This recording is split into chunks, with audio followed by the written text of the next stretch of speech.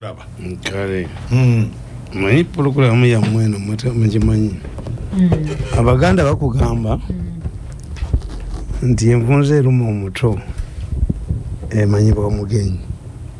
Omugenyi ajja okukyala akana amwekebedde jangu uko wano. Anti gagati mwe bali abakazi bali bagezi bagezi nnyo. Kati omusajja agenda nagandi mukagundi mukamu kunja. Azadde naye namwagalako bo wandi mulala yenna. Natuma banyina nti mugende mukebera obugere bwe waffe. Tabanga gwagamba mukunja wenu. Kati yovola babo babeera obuzaavanti. Era kati abakazi abagezi omwana ava mu ddwaliro nga ayina bu stocks kubigere. Mpewo.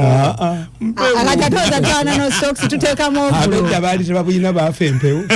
Tuteekamu ovulo. Kyekibamba zo stocks abana ajja bwe kasumulule ng'okebera enjala zeewa. Ate kintama. Buli family empulutulizo. Katonda yatonda buli family eyina features zaayo. Kituufu. I'm telling you. We are the DNA. Kerife waffe. Tulina nasu yaffe. Buli omu alina obeera naye. Just look what is my nasu. Nasu ya baby gyenkwatako. Gyenkebera. Nemanyi oba banfeese oba tebanfeese. Yes. Kakati mmwe temanyi programu yammwe is one of the most powerful wound. My disadvantage. Nti ebintu yange bisinga mbiwandiika mu butabo. Naye setera kuba na time wano. Olina basomera mu kubobi wine. Kati bwe nafuna obudde. Kakati ekyokubiri. You people nabagambye the government situation gyerimu tegimanyi. Kubanga government erina problem nti waliwo abaagala okweyubula badduke tukita thinking about theory baddawa mu political science. The people omuntu yenna abadde ku motoka n'agiddukako kimanyi nti yaafa. Kyobola bamunyonyi temuli kuddukamu. Enyonyi abasaabaze ne pilot ayina parachute. Mpulira. Naye ate ng'ey'amagye. Kasaba bagikuba. The parachute akatebe kwa pilot kamwejekitinga ne kamufulumya automatically. Yes. Ey'abasaabaze eyo teyina. Kakati waliwo abaagala okudduka nze mbagamba. Nalabye abasajja babiri. Kuba nze ku byuma byange mbalaba. Nalabye abasajja babiri. Ng'omu agamba munne write a concept paper tukitwalire president. Ne mu office tebaalinya lifuti batambulidde ku madaala. Ng'olwo concept eri kuti? Bo balowooza the mistake they have made is to believe that NRM is not reformable and Museveni is the problem. Museveni is not the problem and NRM is reformable. Oli agambye when somebody has been in charge for a long time, like our president, is proud of what he has. Therefore, reforming the movement cannot be done. Let us run away. Mugenda kugwanga bamuwanga. Kutaka. Katubalindire like the muwanga. Muwanga top of your body. And negotiated a deal with all fighting groups, opportunists. Ngabwinde bani abamawuli. Russia has forged strong ties with Africa. Africa mbatege forge balirako. Italium. Muchi mwabali abulikamu n'aba China n'abachi. You would say Russia has forged ties under this time when it is condemned. Have you seen a sensible country supporting it? Name new vision. Russia, how Russia establish ya gote tukubuza. Africa tetujibuza. Africa yote tujibuza. Tetubuzibwa. Africa teyebuzibwa kuzo. Mbawuli bagamba twagala permanent seat mube bagula obuguzi. Nga nekitebe kyammwe Ethiopia gimutula abasajja bayekera bagirumba. African force ne batamobilize nga kunula kitebe kyabwe.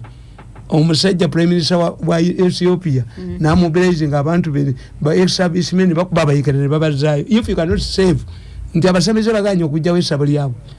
Gumulaba abana batta abantu abevikitinga abantu bakwata ku sabo. Sabo balite. Bakubekerezya bakubekanisa ng'ey'omunde. Buli ayesabo libayite sabo libakuteko togweddalu. Ba pastor bagocheza bagakuwa. Beba byeterawo ebigoyo byokya togweddalu. Oyo kyabiri byennyini ebyango byokya togweddalu. Towona. Tosobola bano bali fake. agenda nazimbe sa nagamba tugenze abalokole balinga Bobi Wine abamu anti bajja n'abantu babwe mu bugaali ne basaba ne batambule wamwe teri balema lwaki gwe tosabira abapoliyo bonna ne babona kati Bobi Wine ye bwe basuula abantu be batokyalinze mu gavumenti amanyirawo we bali atayina ambulance atayina ddwaliro bwe abalaba n'abaleeta n'abatwala emagere n'abalaga abantu balagawa if you see bajja ne babeeyo abakubirawo empiso ne batambula where do they go? They go to hospital. Anti kati awo kamera ziba zivuddewo kakati Bobi Wine alinga mulokola abasabira ne batambula bajira mu bugaali bwabwe neba bakubye gavumenti eno yes how come the Bobi Wine knows where they have thrown these people who cannot move mawulire how can you be sure that these people are not inside somebody's home? They are in police cells. No sango musajja nginanga unexcited yenanga monitor nakuba story nti a student killed in a police cell in Kampala. Ate student nga bamutadde mu cell yes, it can happen. Gasumba was pushing a student bamusibe tiyata girlfriend we so it can mad gundi kakazi san tiyata student munne so student kibakozesa mu propaganda student yes na student nga ine myaka but nobody can visit even this news director of Saidi was praising magambo tasobola kugenda kusoma monitor nabaga nti omulimu Museveni gwe yakoleranga obote to read newspapers, analyze them and write a report to obote. I find it very strange that newspapers are being used against Museveni.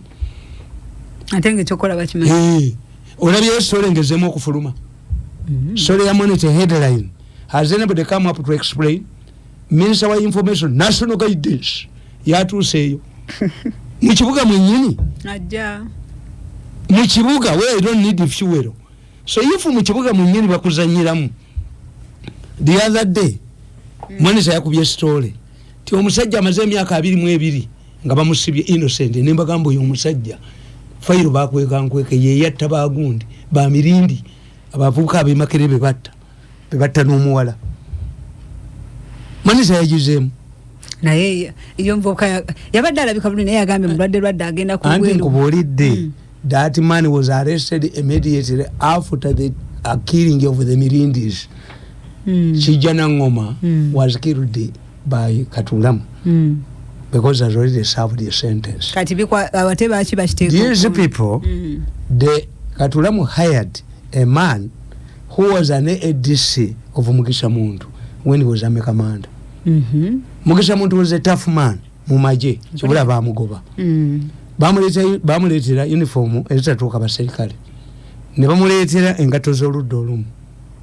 Ne bamugamba Salimu Salebe yali ava ku bwami kamanda yayinamu ensawo ya sente gye bayita sida ya jesi ng'agenda amuwa Mugisha Muntu n'azifulumyamu amunotye kasiya ne bamuwalana ne bagamba Museveni nti abajasa abali ku lutalo tagenda tebayina na uniform n'amugoba. Mugisha Muntu had put jet mwebaze inside Makindi yatta abantu mu national park na barole y'emwanyi bwe balumba mpondwe Museveni yamujjayo jet mwebaze n'amukomyawo mu action. Agati ADC yategeera abakambwe wano mu maje Sabiti nabeera mu State House nga bagamba Sabiti bw'okola amanyanga weetwale mu sero weka nga tannakwata not plead ye Mugisha Muntu type. That's Mugisha Muntu type. Kola manyanga weetwale weka. Yes, very tough people. Agati ADC we bwategeera nti yakoze amanyanga teyadda wa Mugisha Muntu. He defected and became a highway robber. Not terrorizing Malala wayonna. Kati Katulamu gwe yagula. Katulamu bwamugula. I always tell you, if you cannot pull a trigger yourself to kill a person, don't engage in assassinations or murders. The more you kill, you expose yourself. And so tumwebaza akizizako several times. Nemukwata. The last time Lwabogo yamugamba that man is a voice of reason. But he is defeating us. this is jangolo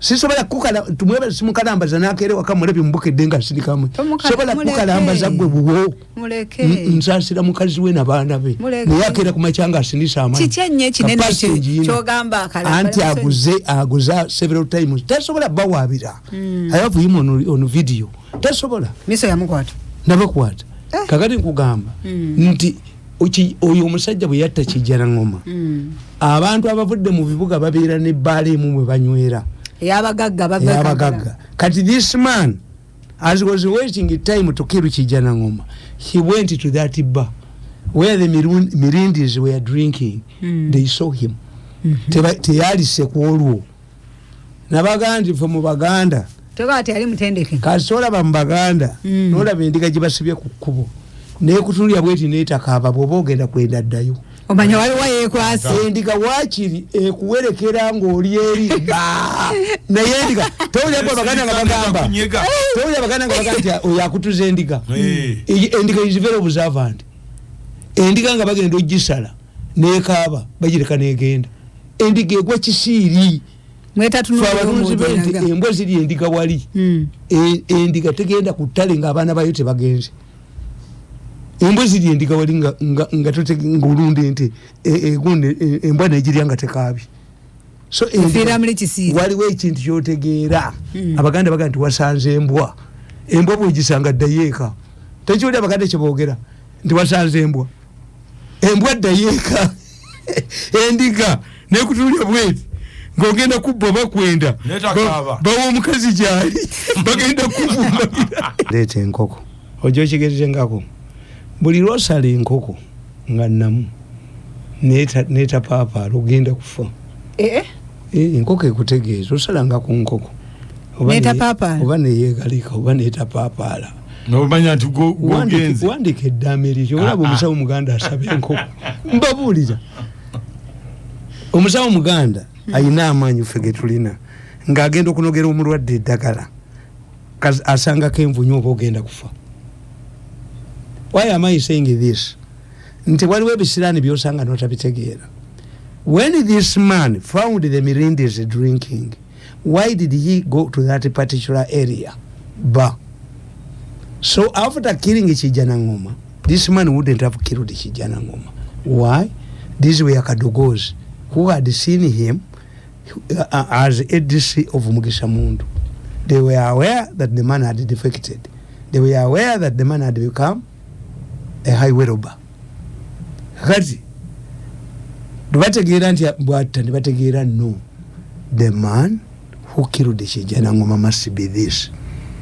Is the man who is a highway robber, is a man who is on the run, is a man who can commit murder. So that's why the Mirundis were killed. You remember, ba Mirundi babatano Mwale Makerere. A number of cases in Makerere murders to cover. Kati uyu musajja yuyu. Bwe bamwarrestinga ne Katulamu, the case was killed because they didn't want Katulamu to have a multiple murder charges. Monitor amutuleetera. Monitor atuleetera Nyanzi. Monitor nyizo muboolera. Nyanzi takola business na Besigye. Who goes behind all of these people? Kati monitor n'akugamba Kakwenzi yayitidde wa? Kakwenzi yayitidde Malawi. Nemuga, you were stupid. You cannot go through Rwanda to Malawi. Because the genociders who are wanted by Rwanda escaped to Malawi. Tebachiddamu. Kati bali ku Kakwenzi. Why? Kakwenzi ekimufulo omutawaana. It is because of the statement, unproven statement he made implicating Muhoozi. Kubanga nabagamba ti organic case yafuuka kiddo. Bagenda kuyola buli kyayita. Walina omukulu. Kakati Muhoozi yekka yasigaddewo. Baagala naye bamuyinda yitinge. That's why the concentration on soldiers. Naye bamuyinda yitinge. Nabagamba these people tebasoma propaganda. Nze yamusoma Bangoba. Kati wali ogala bamusoma. And they don't know the implications of these propaganda terms. No fly zone. It means South Africa yali etula ku Security Council ne baleta Gaddafi no fly zone omuddugavu teyategeera no fly zone omuntu bwagamba tojja kulya mmere n'enkuto zitwala n'amanda tukatwala ne sefulia tuzitwala oleta okada bukada kakati kugoba wagamba nti bagenda tojja kulya mmere n'alya mu hoteli ebisaawe bya Gaddafi byali birina okubwa mu no fly zone omuddugavu tategeera no fly zone travel ban mbadde njagala nnyo okgenda boneetaaga travel ban toyinza kusanga musajja musazi wansabu naga ndi muzeeyi sente zo zigudde n'okwata emabega nga tolina travel ban means whatever you have in USA you have to sell it under limited time or you sell it your family must be deported you cannot travel to USA and you cannot participate in any banking sector. This is why oyo kandiko yali abiyita byakuzanya kandiko can only get his salary by cash. There is no bank that can where I can transact money. Sending him abroad was a mistake. The president wasn't properly briefed about the impact. He would have been picked by USA agency in the trouble in Southern Sudan. Bali bamutunze without knowing. Kwati babimanyi. Kakati these people indicted. Bonna abamanyi. And you see Mzemba Sasira because they don't know propaganda mbakuba omuntu omu. Look what is this story. Why Mulago top boss was arrested. This is a monitor. Why Mulago boss was arrested. This is a New Vision. You cannot have two headlines. These headlines were made by one person. The editor did one New Vision to change the intro, but the content is the same. Yes, but these are idiots. They're idiots. Because we know when to use a press release and a press conference. I use a press release, like in this case. Why? Why do you explain? Is it a taboo to arrest a Mulago person? Why? Why do you explain? Why do you make a headline? This one. Why Mulago boss was arrested? It has no question mark. But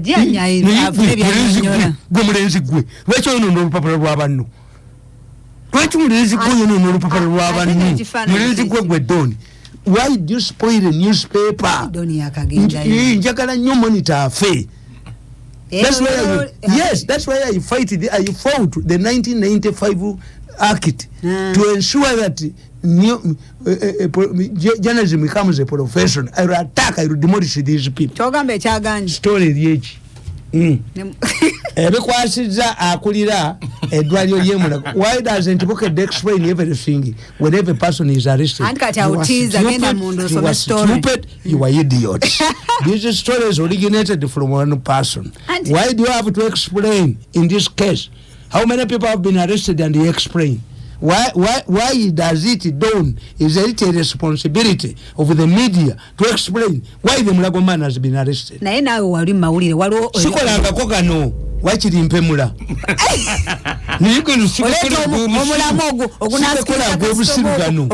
Sikola mawulire ga busiru. This man was arrested because he is a key witness in the organic case.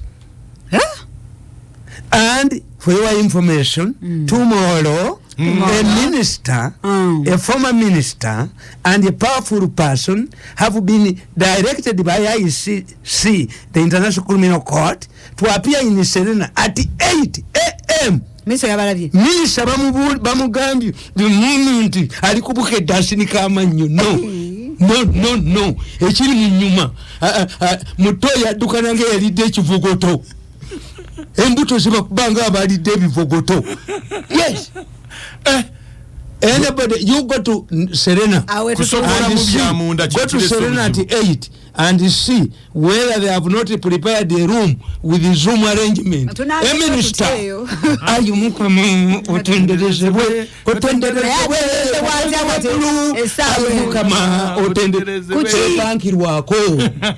cannot fight me. I'm not fightable. Wali omukazi wange yabonye nyondo owo baade bajiwubye uba njiwubye anti babadde balimba Kaliisa nti Kaliisa abadde million 10 tuluwa bibaka to NBS mchala najja na kusweet talking no kiriza no benyondo yalabye njinoonya mama wa Tamale yalabye njinoonya we can only meet with Kaliisa in Jana. Even my will forbids my family members to take this announcements to NBS. Sonyiwa. I saw Kaliisa said in our last meeting, you have caused me trouble. They have sued me and the petition is here. I have to pay 10 billion. Nga Museveni yazibawadde n'atula ne banne ne bazibba. If you believe that I'm worth 10 million per month, or you pay even the period you didn't pay me, you will go back. Kaliisa, we can only meet in Jana or at a roadblock, in a mass grave, in a prison cell, or on a flight I cannot forego. Yes, that's me. That's me. Conclude. I conclude. You seal. Yes. I caused him cases. He had to pay 10 billion with which money Museveni had given me. Because at that time, Tumwebaze was Museveni told it to Tumwebaze, you got 5 billion without hosting any COVID patient in your hotel. After meeting Museveni told them, if this man is telling lies, why don't you take him to court? Nebatula nebakole ekiwandiiko kyabwe. Kaliisa n'azitwala. Kakati njogolo wabeewo mu family yange. Oyo yenna kimulazeeko. Nina wa Tamale yenna kimulazeeko. Ninjiwuba. Gwabadde okuba enyondo. Addamu nanjo byogerako. Buli abyogerako ewaffe. Buli ayogerako NBS mu nyumba yange. You are free to watch it, but not talk about it. Yes, omanyimwe we mukobera. Ndi kakati when I was watching these two people, bagambye musajja mugambe nti gwe balekedde okuwandiika concept paper bagitwalire Museveni yamugambye naye we've made mistakes, we use the people and dump them. You hear what full figure says. Ne full figure wanda muliro bamwogedde ku full figure in that meeting. Ndititi ti full figure twabakozesa tetulina kye twabawa. When these people go back and make a noise, they undermining us. Omusajja n'amugamba era Museveni kyamwewunyiza. Omusajja yamugamba, we must accept the first house has eaten a lot. What it has not percolated.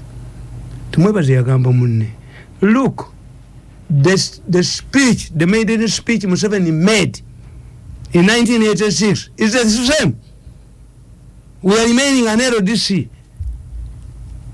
That's not true. Museveni as a revolutionary did what a revolutionary does.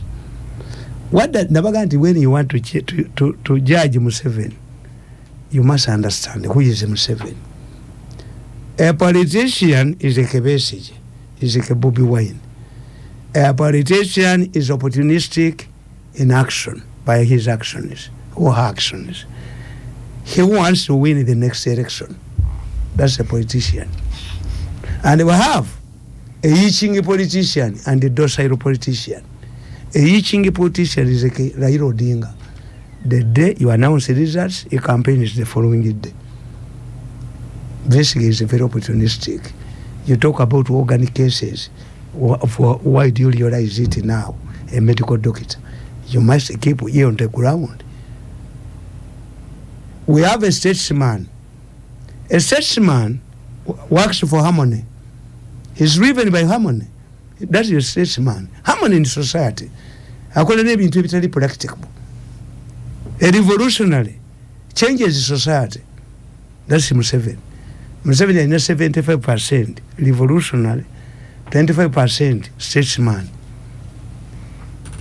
Teasobola okugamba nti genda oteese n'ekkoni Lugunda ne badde Juba nakuga nti mbivuddemu aluka miguwa emiguwa tugikozesa mu lutalo muveeyo era yagamba nali sagala kuteesa nakkoni naye balugunda abo ne Museveni attributes ne macha bebajja ne banga nti Kony is ready for talks. Museveni can give Mengo even if he does not believe in these kingdoms, but if they can create harmony in society. Kakati a revolutionary akola ki? First of all, a revolutionary must ensure that his population is healthy. Museveni yasooka kuleeta UNEP n'agoba endwadde zinnamutta n'agenda ku HIV n'afuna international accolades bamuyitanga ne mu America to talk to students about HIV. Museveni aleeta free and primary education. Why? Semogere mu 96 dismissed it. Besi yenagiyita bonna bakone. An educated society. A revolution must educate society. A revolution must bring a democracy. Boba balonda batamivu babalonde. Abagala okuleeta ekiteeso mu parliament n'abagambye tinze ku information gyenina. Sipiika libeera akubiriza ekiteeso ekyo ajja kufuluma horizontally. Wajja kubeerawo baasi eziri awo. Ingiya baasi. Ingiya bapo. Bawonna obuli mu parliament luzira. Contemplate it. Contemplate it. Oyo akibatuuza akakibaguza kuba mulya ssente abaka ba parliament. The speaker at that day will go horizontally. There will be buses packed compound ya parliament. Ingiya bus, ingiya bus, ingiya bus, ingiya bus. Baba buyingize bus. I'm telling you, myamu not a joke. I'm not a joke. Factions is in government is on. I know all of the factions in this government. The government is fragmented. But never teach into him. Is Museveni sick? Museveni yategeeza abantu ndi am still in charge. When the plane, a passenger plane is going through turbulent weather, the pilot comes out and says, your pilot is in charge. We want Museveni to restore order. Kuba the government is fragmented. Onayagala kuyita mu parliament. Waliwo abagamba nti olonyo akituuza alabe. Obono mukwano gwange amonge akituuza alabe. Ali baje kubiriza ligenda horizontally. Ate mumbuze jine biji. Am I supposed to help you? Miso mji wa sente. Miya announce I make it public muchiri kuchikola. Anajituza. Ingiya bus. Ingiya bus. Ingiya bus. Ingiya bus. Ngayaba the speaker maiti eriwali. Ingiya bus. Ingiya bus. Ba. Ingiya bus. Ingiya bus. Obulabe bakabokala mekibwe nanga bujukumira. Bulingo buduka nango bulideki vugoto. Evolution, a successful evolution, demystifies institutions and arrogant individuals. This is why, because we are having a successful evolution, Obwakabaka will be demystified. Bakabaka bali bameka. Lwaki motoka baseka konti limited. The more you have many. Wali wakati omuntu akyavira minister mu ntebe mu church. There are many. They have been demystified. Universities, they are more than 40. A degree has been demystified. Abajasi, ulaba jena atambuze bigere. Nga inabaka dogo we babiri mairefu nanti akumiwe mundu biri. Nga awomba taxi mina womba na watoto wangu.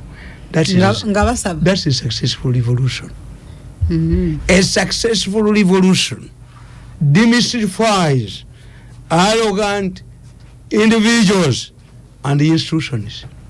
We are having a successful revolution. So if I'm awarding a marks, mweche muba mukola gwe babadde okuwandika concept paper batambulidde na mu mmotoka nga mbalaba we bavudde. Where are we heading? Nibaga people like Mirundi, they're very useful, but at times they use fiction. Fiction. But nibaga Mirundi energizes the population. Umuyibuliro batula banzite kuteesa n'agaana. That's my political side. Ne batula banzite tumukunde n'agaana. Oyo omusajja atuyamba nnyo. Yes. But he defends Museveni alone. What if Museveni goes? Nabaga oyo omusajja abayamba. Akulinga society. Ogwesibwa akubiri. Ogwokusatu. Gundi yagaana. Lwaboko. The last one.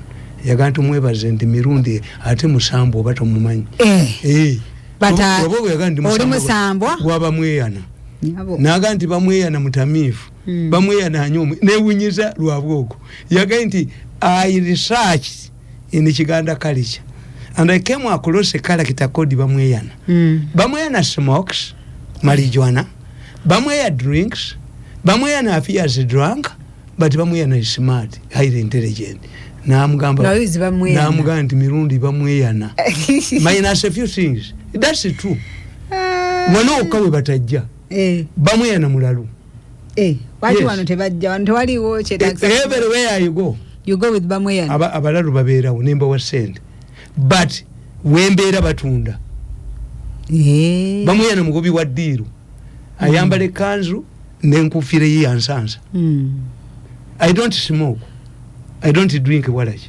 What do you drink? That's minus.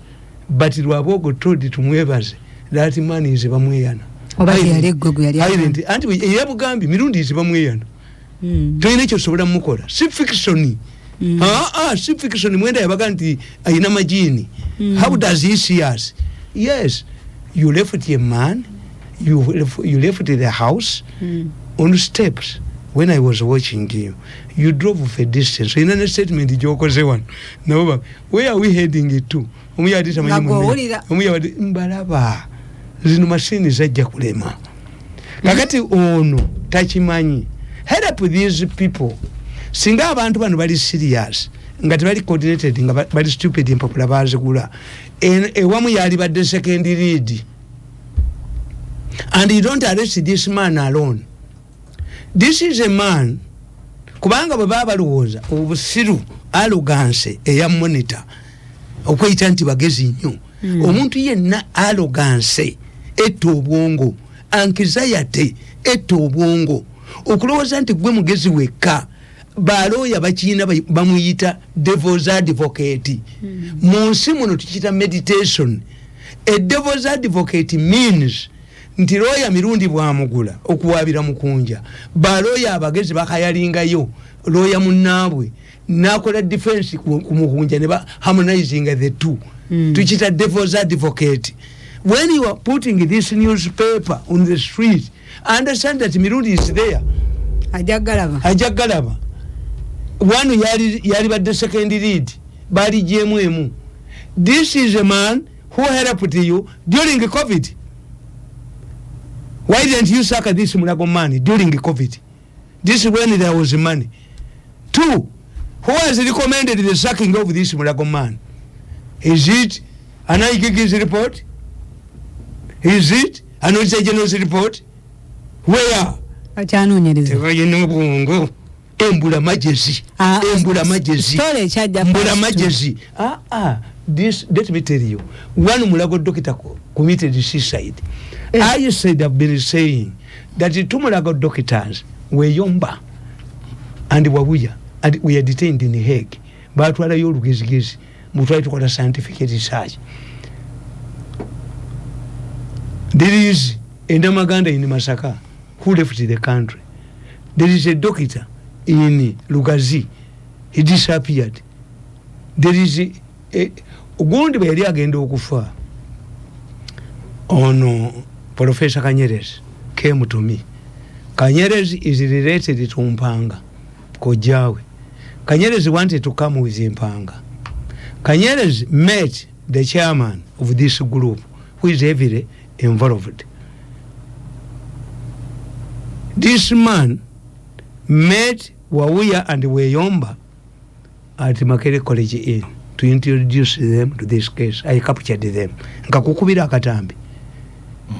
Wawuya stammers. Ne batuuza meeting to fundraise money for me. Bonna ne bakungana. The chairman reported that the Masaka money is still in operation. Yabitunda Tanzania. Ngamba laba badokita bonna abasezi nabalaba. Bakati bafuka nembagamba nti police pathologist yagenda ku KFM naga nti biriyo ne mugakiddemu why do you go to KFM?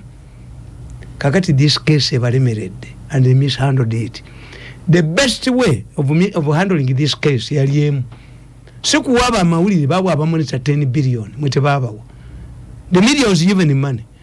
Money was given 10 billion. Ba chebali bakoze kyali kimu. Bali kiriza nti we are hearing a madman bamweyana claiming that we are killing people in hospitals. I always tell you that the Chinese had established a cell in Sir Albert Cook where my daughter was killed. I'm looking for the doctor to kill him. The woman who had ruled my wife, Oyazalo Yogun, Tamale, into a trap of Amute, Bakaita Nabokera. She was operating in one day. No, Nkonunya Nkati. Ne Doctor Bwanambula njamu baladu nga aliana abana b'emmere mutte ne family. Laddu yesigalidde. Generali Mpenduzo. Tumita Generali Mpenduzo. Yewa Air Force. Commander wa Air Force mu tradition ya. Generali Mpenduzo. Jola ze yonna. Jamu baladu nga alina abana benga bali emmere. Yatto omwana nge nabba n'omulongo omu. Kati baba aligambye nti we are hearing this madman talking about the organic case. The government has instituted an inquiry to investigate these allegations. Why? When you make an internal ICC is not a court of appeal. ICC comes in to fight impunity. Mukitagedde. Singa bakkiriza Minister wa Health ne Doctors Association ne batekawo inquiry on allegations bano tebali badde tebatisifanga kwege kakati bategedde omusango balowooza mbu bajja kugula bali babbye sente mu government babbye sango be babbyewa na zino eza Museveni bagenda zibba omusango guli very expensive basooka ne basonda $1 million ne bazibbanganako ne bagenda omwani ne bajjayo sente ne bagenda mbachayina wano ku Nanyingi hotel ne bawa $5,000 sente bazibbanganako. Kati the case is expensive. Babbye sente buli wamu wonna 19 billion ezali eza TV za Museveni ne radio bazitwala mu musango ogwo. Therefore stolen everywhere. Kakati has Museveni failed oba mmwe? And they are running away from Museveni muwanga boba tufuge kubanga they are facing a challenge. They are going to become fugitives in Uganda. If you are going to become a fugitive in Uganda, what happens? What happens is that you must either be in power or install somebody in power. Museveni yabawayo bali abantu 157 abamu n'abajjamu kuba UN yasoka kuwandikira ye ne bakyusa buli minister wa justice tumwebaze n'akajjala mu gender ne mukubane mujjamu ne mu agriculture ngene mukuba mujjemu muleke ne mukuba mujjemu musanyu mukuba mujjemu ne mu agriculture ngene mujjamu ne mukuba mufulumi mutwala mu home eweka yanne pankira ko ate bajana gambe byali musanyu yajjako programu zange wano by wano nayagala banzite umusango gwennyuma tegugwa malojjo. When you straight a calabash of beer, you refund by calabash of beer. And they are arrogant. The president number 5 billion ne bazikwata. I must can't kneel before them. Ye kalisa linki. Kalisa yabali yako milioni lukaga. Ye changa we chance what? Ye changa I remember him the last day. Yaline baga. We can create something here for you. Yali nani? Ne baga. Ninjikwata kimi enyondo najikwata kimi mubemu ase. Nga wanze nayo kola. Mbere nayo. Numuseta usidali nayo. Noji wudi. There was only one person who knew I had a hammer. Ani Hammer yange eberawo. Nyondo yakiwanuka. Tradition. Kuwanula.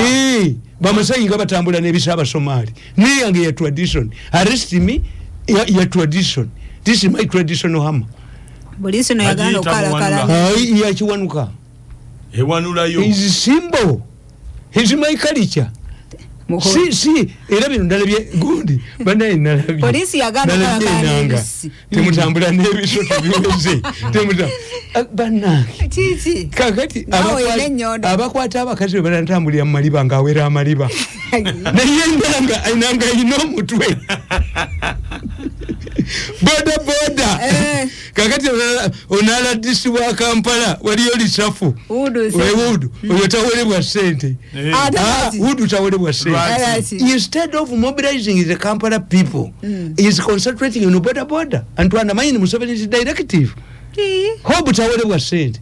There is another disi lisafu who tutawulibwa sente togamba tadde akoze iki twandamayini Museveni ezigundi Museveni akugambe ababodaboda baddeyo bakole full stop abataddeko uniform uniform baba bafe okingiriza amaje zinagenda zikola muki mu mubiri gwa muntu mudiba niddu omusajja ono wudu n'atabangula ekibuga kyonna nabagamba muve ku kibuga ekibuga kijja kuyikamu abantu nga wudu yadduka dda nga bo badduka dda kulya sente. How much money do you need? Era nze mbagamba nti I know they are recruiting for other diseases.